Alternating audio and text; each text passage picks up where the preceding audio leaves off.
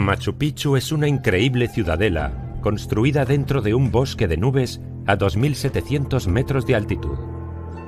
Fue utilizada por los incas como centro religioso del imperio en algunas etapas de su historia.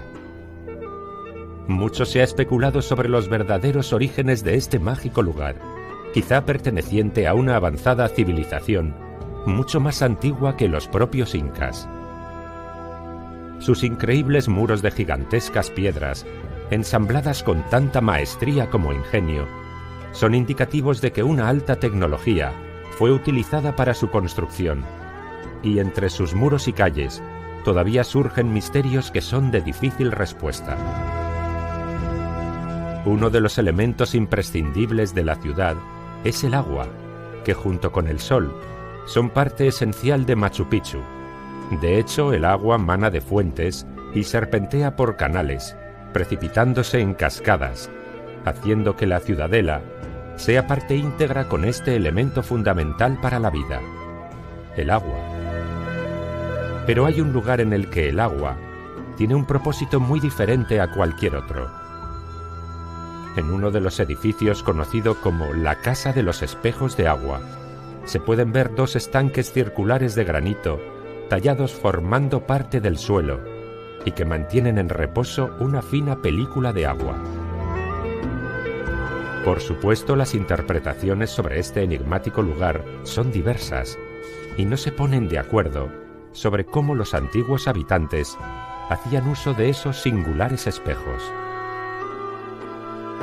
Algunas teorías apoyan el uso astronómico para poder observar los puntos clave del ciclo solar. Otras, sin embargo, sostienen que estos estanques son simples morteros para moler el maíz, o recipientes para albergar tintes naturales que ayudaban a colorear las telas. Por lo que la Casa de los Espejos podía ser un simple taller o un lugar ceremonial sagrado. Aunque quizás exista otra explicación, muy alejada de estas posibles hipótesis. Casualmente, los arqueólogos atribuyen al rey inca Pachacútec la construcción de Machu Picchu. El joven príncipe Titu Cuzi pasó a la historia como Pachacútec, que significa aquel que altera el espacio y el tiempo, y fue el gran transformador del imperio inca. La historia cuenta cómo los chancas, enemigos de los incas, asediaban la ciudad de Cuzco y habían hecho huir al rey inca Hatun Topac, Huiracocha inca, y a su hijo mayor Urco, heredero al trono. Sin embargo, su otro hijo, el joven Titu Cuzi, resistió e hizo frente al poderoso ejército de los chancas, que fueron vencidos tan severamente que la leyenda relata que hasta las piedras se levantaron para luchar a su lado.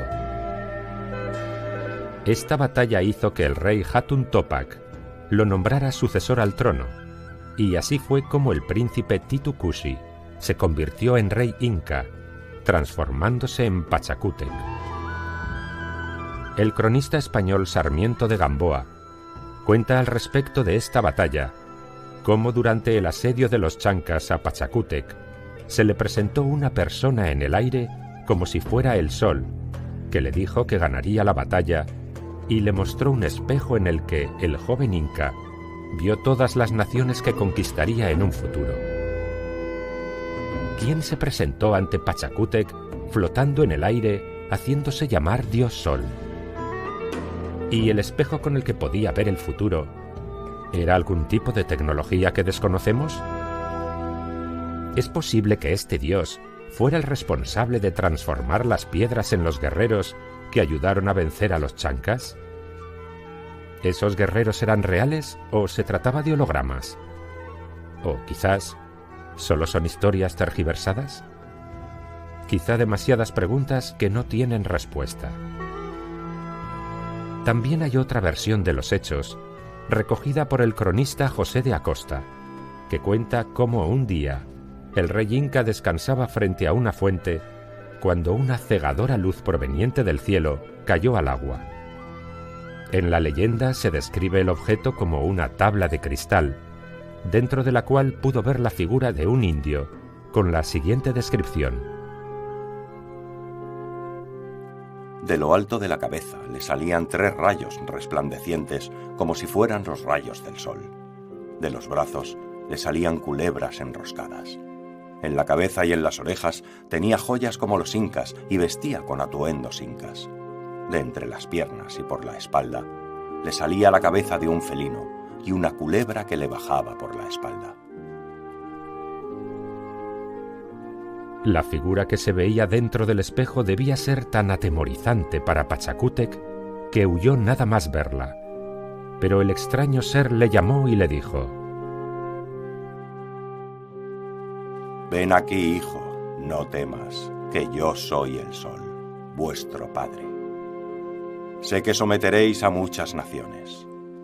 Tened en cuenta reverenciarme y acordaos de mí en vuestros sacrificios».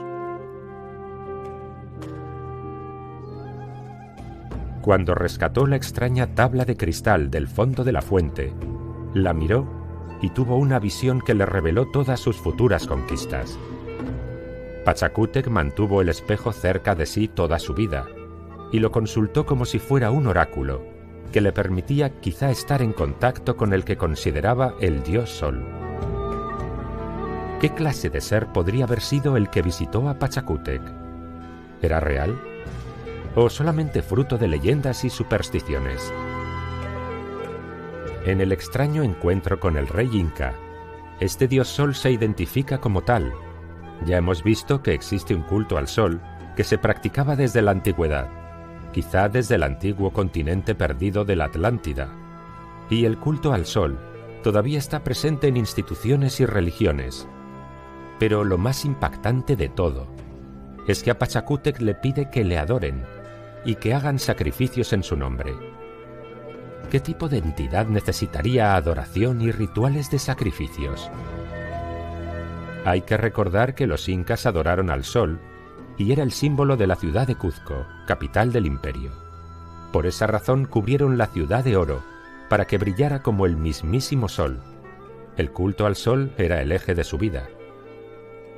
También resulta sorprendente cómo la descripción de aquel extraño ser tiene una estrecha relación con las figuras antropomorfas que la cultura de Paracas plasmó en sus tejidos. Estamos hablando de la misma cultura de la que se han encontrado cráneos alargados y con una capacidad craneal mayor que la de cualquier humano común. Los mismos rasgos que se ven en jeroglíficos, estatuas de reyes y dioses egipcios o en representaciones sumerias. Además, sabemos que los últimos análisis de ADN revelan que hay una conexión que vincula a Paracas con la zona de Crimea, es decir, que estos humanos de cráneo grande y alargado podrían ser la respuesta a muchos enigmas de la historia. Volviendo a la sala de los espejos de agua de Machu Picchu y conociendo las crónicas españolas, puede que ahora se comprenda mejor la finalidad del lugar. Quizás servían para introducir en ellos la tabla de cristal o espejo que le fue entregado a Pachacútec para mantener comunicaciones con estos extraños seres, abriendo una ventana dimensional a otro lugar para establecer una conexión entre dos lugares o dimensiones diferentes. Esto, por supuesto, es solo una teoría, pero los incas eran conocedores de los diferentes mundos que integran la realidad, y al igual que todas las culturas anteriores a ellos, estos pueblos ancestrales conocían perfectamente su lugar y propósito en la Tierra. Su cosmovisión del universo estuvo dominada por 3 mundos paralelos: Uku Pacha, el mundo de abajo o de los muertos; Kai Pacha, el mundo del presente o de los vivos; y Hanan Pacha, el mundo de arriba o el mundo de los dioses. De hecho, los incas creían que algunos lugares de la Tierra podían utilizarse como portales para comunicar estos 3 mundos, y Machu Picchu es uno de los enclaves para acceder a los mundos invisibles.